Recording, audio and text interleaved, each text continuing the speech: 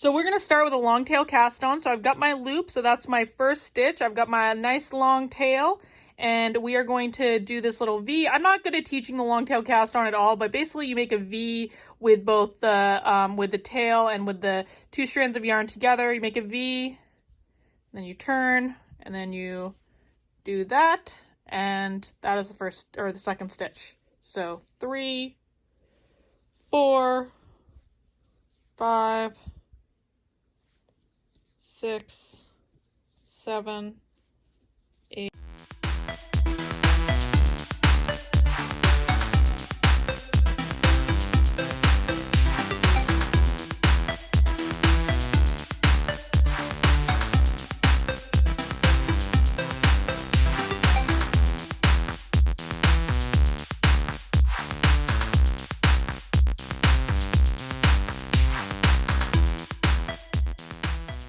$35, $36, $37, $38, $39, $40. Okay, so we have our 40 stitches for our cast on, and now what we're going to do is just turn it, and we're just going to purl this entire row. So if you're totally new to knitting and you just never seen this before, there are two basic stitches that everyone needs to know. There's the knit stitch, which is you go in the front of the needle and then you knit around the back like that. We're not going to do that because we are going to do the other one, which is the purl stitch, which is you hold the yarn in front and you come into the front of the stitch and you don't hit the camera of your phone, and you pull the yarn through like that. Now you'll notice I'm actually holding right now both my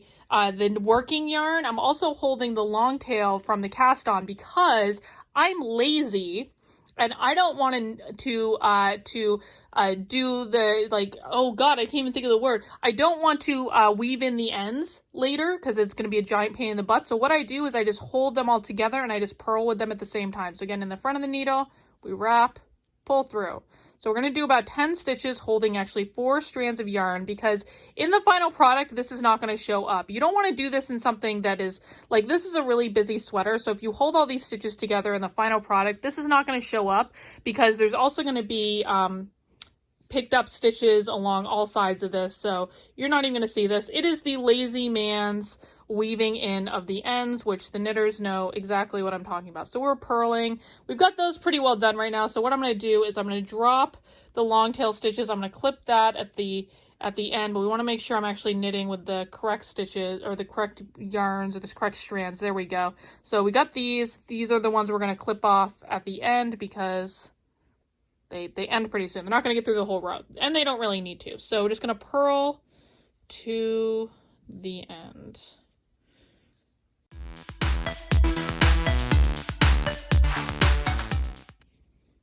It's always usually a little bit tighter to do this when you're doing the first row after cast on. It gets easier as you get into things, thankfully.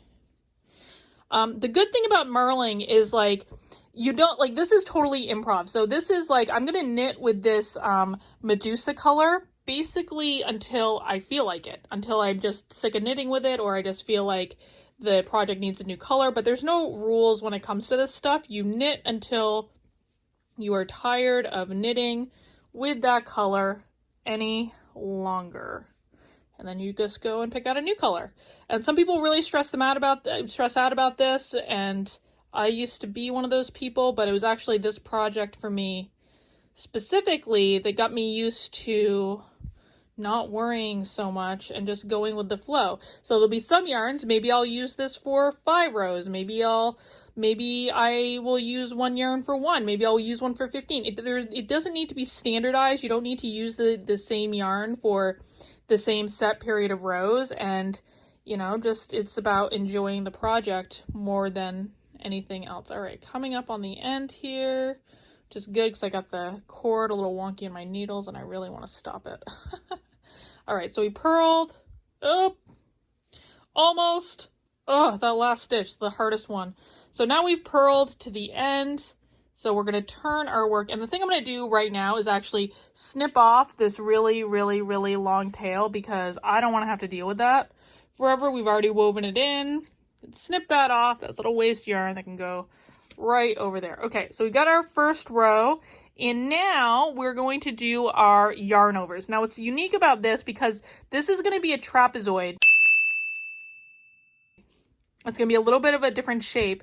What we need to do is to do a yarn over at the beginning of the row. Okay, so we got to do yarn over at the beginning of the row, and then we're going to knit 2 stitches together. So that yarn over just holds at the beginning of the row, knit 2 together, and then yarn over, knit 2 together. And you've always got to be sure you get both strands of yarn into the knit 2 together. Okay, so if I was doing normal knitting, I would just knit 1, but we're not. We're making these meshy holes, so yarn over, knit 2 together. We do that until the end of 0.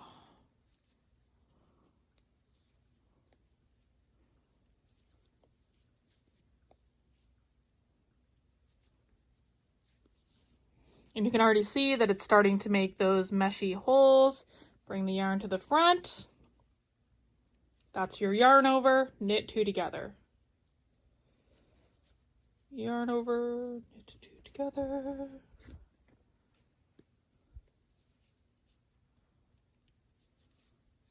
I also have to figure out the logistics of how I function with a camera right in my face while I'm knitting.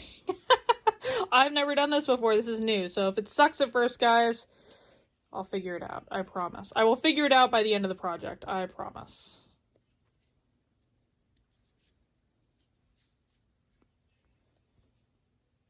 Oh, and so now we're getting into the strands of yarn that I was actually holding the 4. So these might be a little tougher to knit. That's okay, because we aren't even going to be able to tell if I don't hit the camera. Yarn over, knit 2 together. Yarn over, knit 2 together. 2 more. And so now all that initial yarn that I used is all woven in there, and I don't need to worry about weaving in at the end. And then we turn and we just purl again. So now we purl all these stitches and get back to the front and do it again. So purling, we put our yarn or needle in the front, wrap, pull through. This goes a little tricky because we have the yarn over, so it's a little bit different of a stitch, right? But the principle is the same. Pull through. On the front, pull through. We do that all the way across.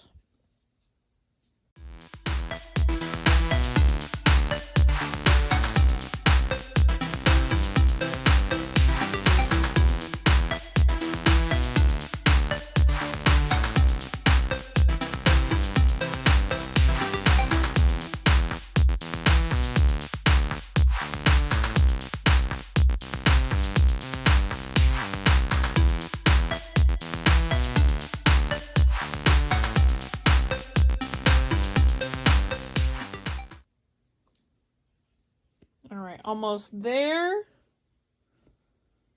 Last 2. That yarn over almost snuck right up on me at the end. I almost screwed that up.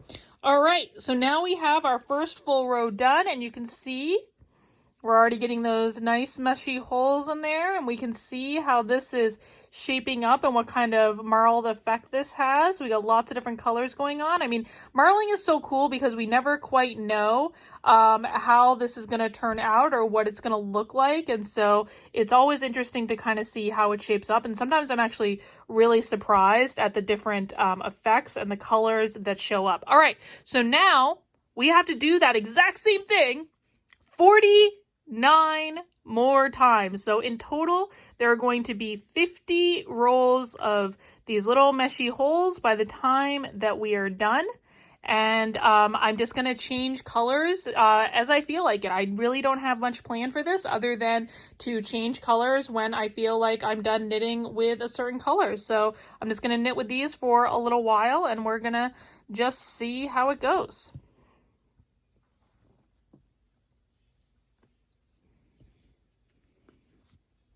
And remember, you got to get that yarn over at the very beginning, yarn over, and then you knit them together. So you have 2 stitches at the start. All right, now I'm just gonna knit for a little while, and you can follow along if you want.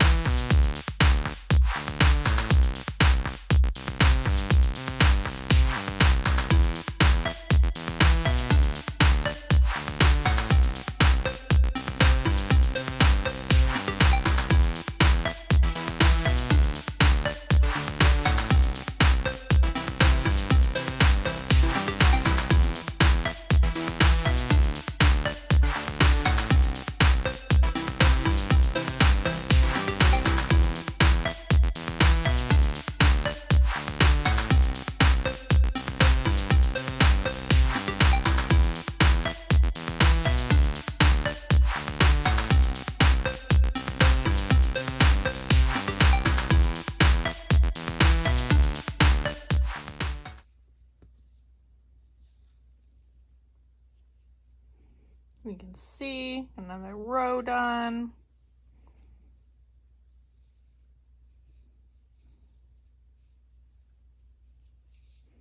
Now when I go to change colors, I'm not going to do it on the right side. I'm actually going to do it on the wrong side because it's just going to look a little bit neater when I start with a purl row rather than I start with a yarn over row. So that's just a little tip for the knitters.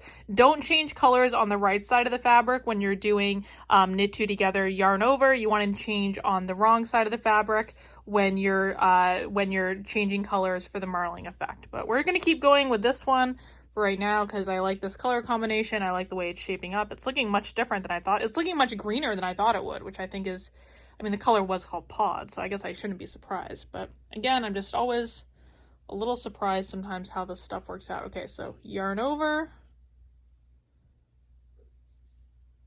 knit 2 together.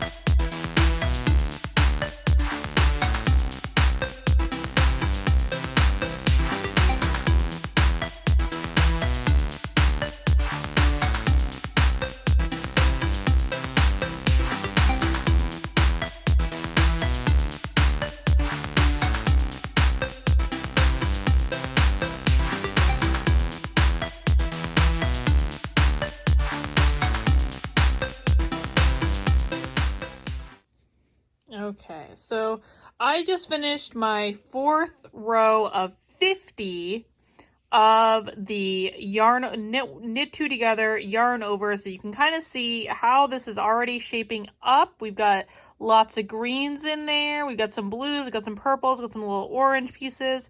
So I am going to and I'm getting ready to change to a new color, but I want to keep how this is going to turn out to be a surprise. So I'm going to stop right there, and I'm going to check back in with you guys once this section is done so you can see the completed product. All right, bye. So I just wanted to do a quick check-in. I'm about 30 rows into this particular section, which means I have about 20 rows left to go. And you can see how it's shaping up so far, where I'm changing colors, every so often. Sometimes more, I leave more in than not. I mean, I have this nice big chunk of the yellow marl here, followed by just a couple rows of the dark blue, and just I kind of change colors whenever I feel like it, when I feel like that color is done with. So I've got a good mix of dark and medium and light colors and bright colors and moody colors, so you can really see. One of the good parts of doing this is that it allows me to see what it looks like when I'm marling the darker colors together with different types of colors and how that actually ends up looking, because sometimes it doesn't look at all like you would expect it to. I was actually surprised how even the start of it looked very, very, very green, and then once I switched over to a red, it was almost like the pod color, which is pretty, moody. It has lots of greens and blues, but the reds really came out when I started marling it with red. And so what I'm finding is that the moodier the color, what it does is it accentuates the brighter colors even more, which is kind of nice actually. And then when I did it, so I combined it with Vengeance actually in this row, which is another moody color, you can see that it brings out their moodiness. So I think this is going to be a really interesting sweater as it comes together. What I'm going to do now is I'm going to start with another color. So we need to start on the Purl side, because that's where we hook our new colors in, and our new color is going to be this nice blue. It's called, I believe this is called Underwater or like Deep Sea Underwater, something like that. It's from Hedgehog Fibers. So I need to find my front, get some slack, and we're going to connect the new color on the Purl side, which is the wrong side of this. And the reason that we do this on the wrong side instead of the right side, which would be, this is the right side, this is the front, and the wrong side is the back. The reason we do it on the wrong side is that it just looks a little neater with this particular stitch. So need to get some extra slack, because remember, we need to do our little weaving in of the ends as we go, rather because we're lazy and it doesn't really matter for this particular project. All right, so let's see, gotta find my first 2 stitches, and we're just gonna purl the whole row. And so we'll do the first one with just, hang on, there we go. Do the first one with just those 2, and then to weave in the ends as we go, what I want to do is just collect all 4 strands together. So we're going to just purl, 7 or 8 stitches with all 4 of them held together. And we want to end on, so we're purling through yarn overs and through knit stitches, and we want to try to end on a knit stitch because it's just going to hold the ends a little bit better. That really shouldn't be a problem. Maybe we'll just do 6. Okay. And now what we can do is let go of the 2 ends, because we kind of run out of room there. And that'll hold them in place so I don't have to go back and weave them in later, because I'm lazy. And now we're just going to keep purling across our row.